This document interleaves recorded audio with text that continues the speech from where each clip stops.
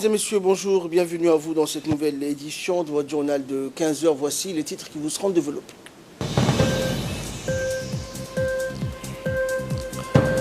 Célébration donc du 42e anniversaire des forces armées djiboutiennes dans les localités, notamment de Holhol, de Ali Ouni et dans les autres localités du pays. Et dans l'international, Donald Trump suspend les taxes douanières sur les produits mexicains.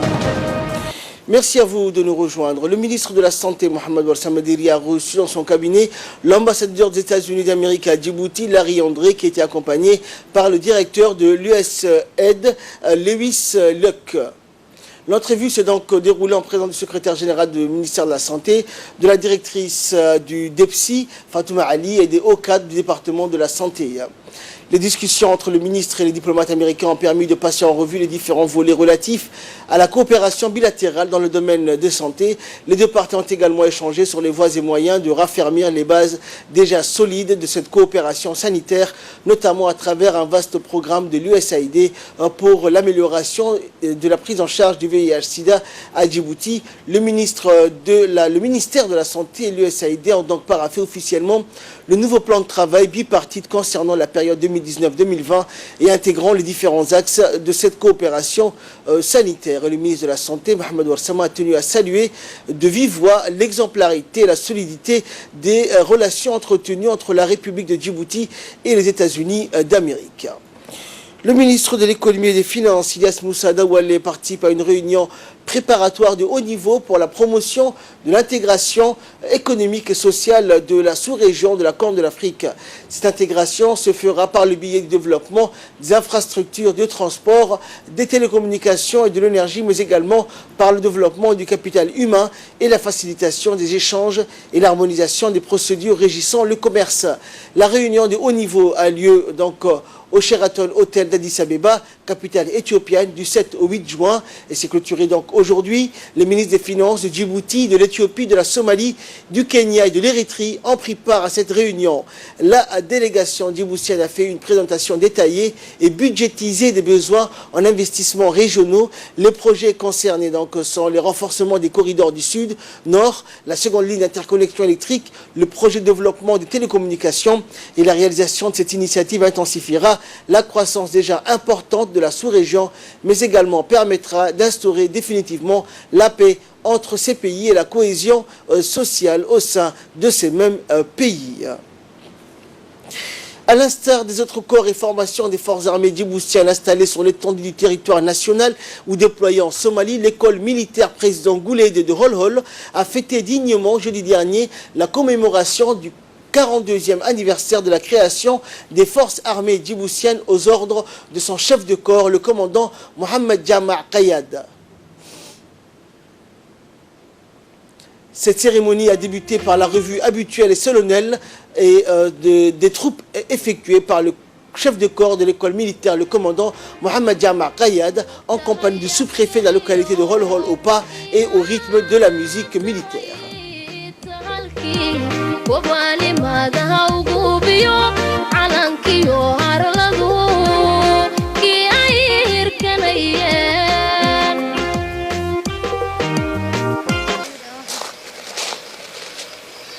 Dispositif de prise d'armes pour la célébration du 42e anniversaire de la création des forces armées djiboutiennes.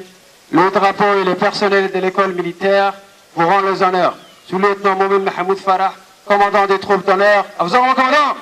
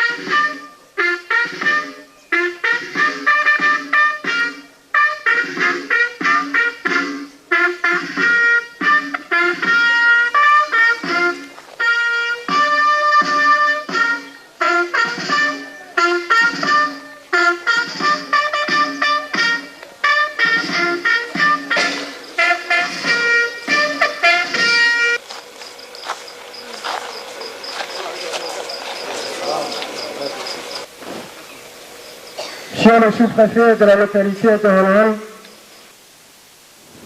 Et après la revue des troupes, le chef de corps de l'école militaire, le commandant Mohamed Jama Qayad, a procédé à la lecture de l'ordre du jour du chef d'état-major général des armées, rappelant qu'il s'agit d'un message d'information et de sensibilisation sur les missions des armées au regard des objectifs fixés par le président de la République, un rappel des valeurs et des risques du métier complexe des armes, un bilan des projets réalisés en cours ou escomptés très prochainement et enfin un hommage aux valeureux soldats tombés dans l'exercice de leurs fonctions. Des forces armées au cours de l'année écoulée méritent d'être saluées et attestent de votre engagement à œuvrer pour réaliser les objectifs qui nous ont été fixés. Je rends d'abord hommage à nos hommes déployés le long de nos frontières pour le travail accompli et le dévouement avec lequel ils défendent notre pays.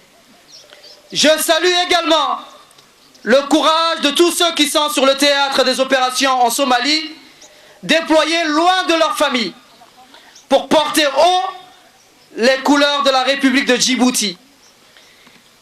Aux uns et aux autres, je voudrais dire que la nation djiboutienne est fière. Fière des actions que vous menez avec professionnalisme au secteur 4 Hilan et à l'état-major de la MISOM. Durant les 8 années de présence des forces armées djiboutiennes en Somalie, nos braves soldats ont pu marquer une empreinte indélébile et gagner la confiance de toute la population somalienne. La consolidation de la paix et de la sécurité dans la sous-région demeure pour nous un engagement sécuritaire d'une grande priorité, car aucun développement ne peut être envisagé de façon durable sans ces deux éléments. Je profite de cette occasion pour adresser mes sincères félicitations à l'ensemble des forces de défense et de sécurité pour les résultats positifs obtenus grâce à nos efforts conjugués et à notre cohésion. Cette fête commémorative de la création des forces armées djiboutiennes s'est poursuivie au travers d'un défilé militaire exécuté impeccablement sur un magnifique parcours jalonné de part et d'autre d'arbres bien alignés et de fleurs ornées de couleurs nationales. S'en est suivi un dépôt de gerbes et fleurs devant la stèle du monument aux morts et la lecture de la Fatiha à la mémoire des soldats des forces armées djiboutiennes morts pour la patrie. Et enfin, cette cérémonie s'est clôturée par une réception organisée par le chef de corps, marqué entre autres par la présentation du trophée du tournoi de football interarmé des FAD remporté par l'équipe de l'école militaire et des animations diverses.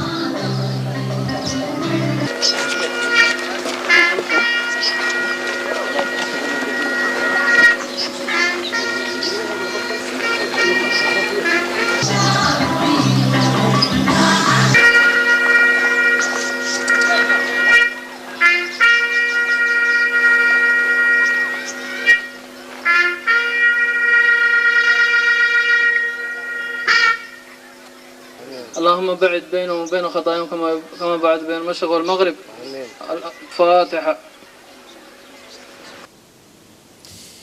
Et à l'instar des autres corps de la garnison de Djibouti, le bataillon d'intervention rapide de Ali Ouné, unité donc d'élite pour les missions de projection, a célébré le 42e anniversaire des FAD dans la joie et l'allégresse. Plusieurs invités de marque ont participé à ces festivités. En premier lieu, le préfet de Damerjoug, la population civile, les élus locaux, les Oukal de la localité de Damerjoug, ainsi que les forces américaines stationnées à Djibouti. Dès les premières lueurs l'heure du jour, le capitaine Omar Ali Hassan, commandant le Bir, a effectué la revue des troupes à la place du grand rapport au sein de la caserne de Ali Ouné, puis avec le préfet d'Amerjog, ils ont procédé au salut du drapeau.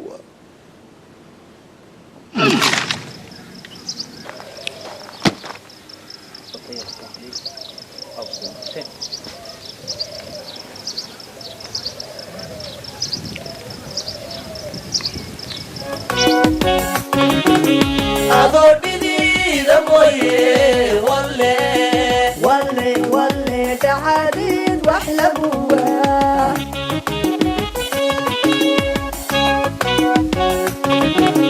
أدور جديد أبوي ولا تعاليد واحلى بواه.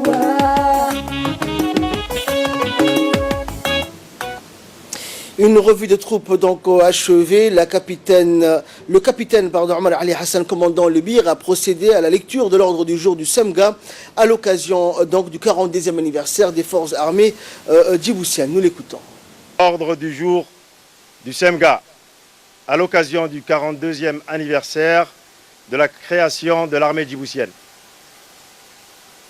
Officiers, sous-officiers, militaires du rang, marins, aviateurs et personnel civil des armées.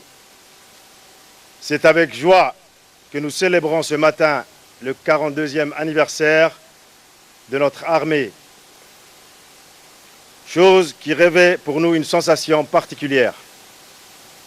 Je voudrais vous adresser à cette occasion mes vœux de santé, de bonheur, de paix et de succès à vous et à vos familles respectives et en même temps vous remercier pour votre détermination à donner le meilleur de vous-même dans les missions qui vous ont confiées.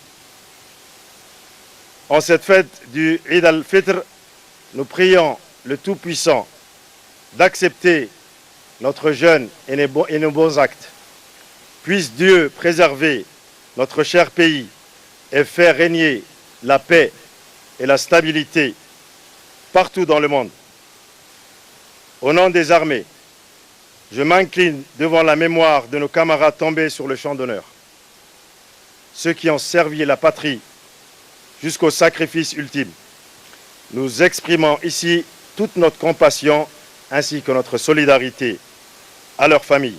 Je vous demande d'observer une minute de silence pour lire la Fatiha en leur mémoire. Amin. Je pense aussi à tous nos blessés de guerre et salue leur courage, leur souhaitant un prompt rétablissement.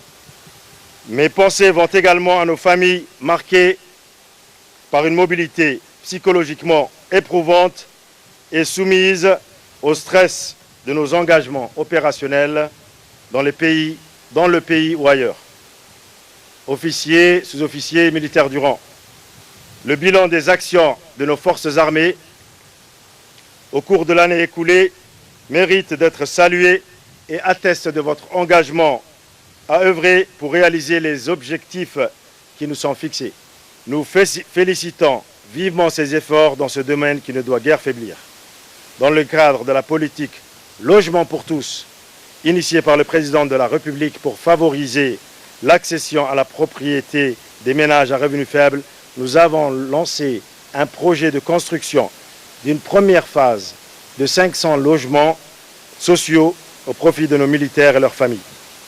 En outre, avec l'appui de son Excellence le Président de la République, des ressources financières importantes ont été planifiées sur 4 ans à partir de 2019 pour le projet de réhabilitation des cantonnements militaires des régions en vue d'améliorer les conditions de vie et de travail de nos personnels. Et à l'issue de la lecture de l'ordre du jour du Semga, l'ensemble des invités a pu apprécier donc le défilé de l'unité spéciale des éléments du bataillon d'intervention rapide de Ali Ouné. Regardez.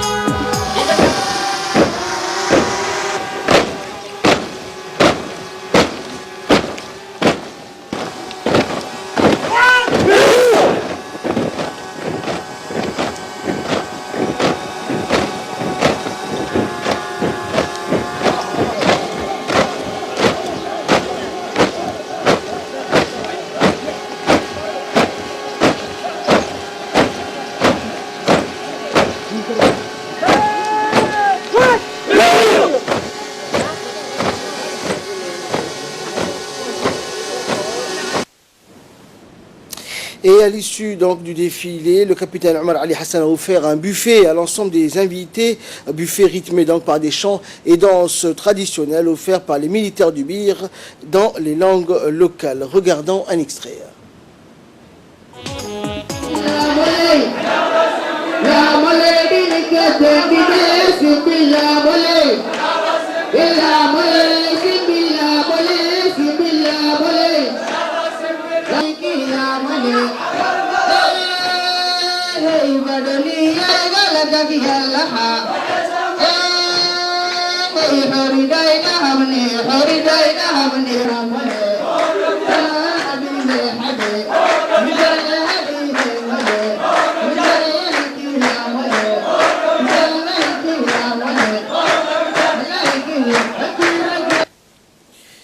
Également dans l'actualité, une délégation parlementaire conduite par le député Aïcha Rayad Ali s'est rendue hier à la localité de Goubeto, à Laïlé et Biridlé, la région d'Ali Sabié.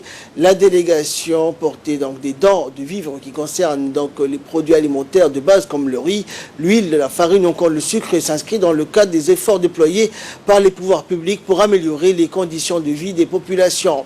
À cette occasion, les locales, la localité et des localités qui ont été visitées donc se sont félicités de cet appui qui permettra de renforcer l'action menée dans les différentes zones du pays pour soutenir populations vulnérables. Rappelant que le plus de 450 ménages ont pu bénéficier de ce don de vivres octroyé aux habitants de cette localité qui fait partie d'un vaste programme d'assistance sociale. Les bénéficiaires de ces aides alimentaires se sont réjouis de cette aide et ils ont remercié donc les députés Aïcha Ali Rayad et les autres députés pour ces gestes de bienfaisance.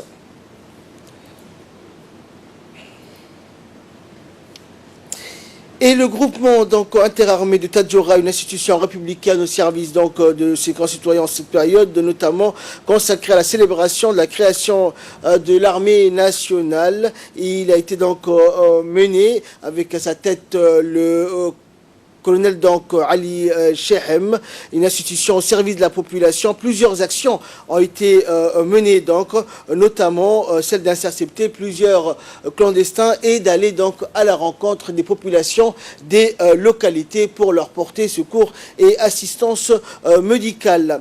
Et également durant cette tournée des forces armées djiboutiennes, des actions civilo-militaires ont été menées comme l'acheminement de l'eau potable et l'éducation acuitée pour les populations des zones les plus reculées, tout ça donc avec les moyens roulants des forces armées djiboutiennes. L'assistance médicale a été assurée donc et la lutte contre la contrebande et la clandestinité a été également menée par les forces armées djiboutiennes, notamment celle qui réside donc et installée dans la région de Tadjoura.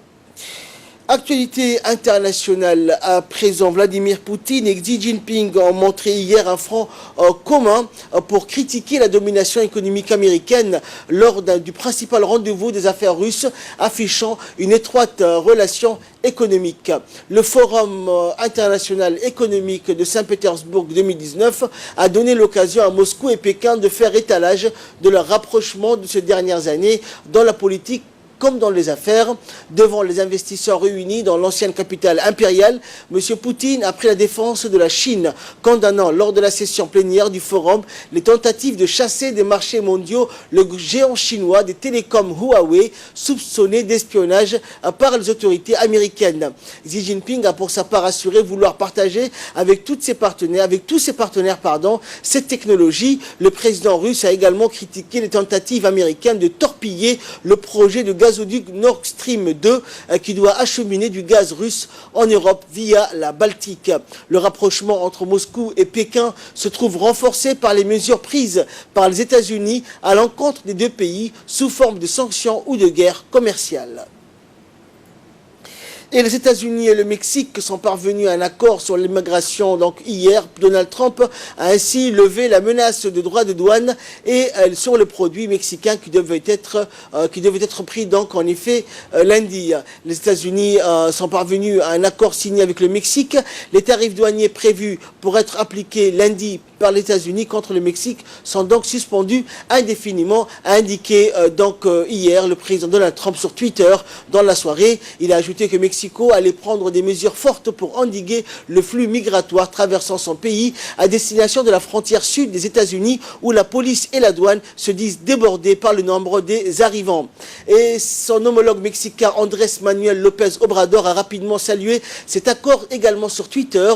Grâce au soutien de tous les Mexicains, nous avons pu éviter l'imposition de droits de douane sur les produits mexicains exportés aux États-Unis. Le Mexique va prendre des mesures sans précédent pour lutter contre l'immigration clandestine, ont affirmé les deux pays dans une déclaration commune.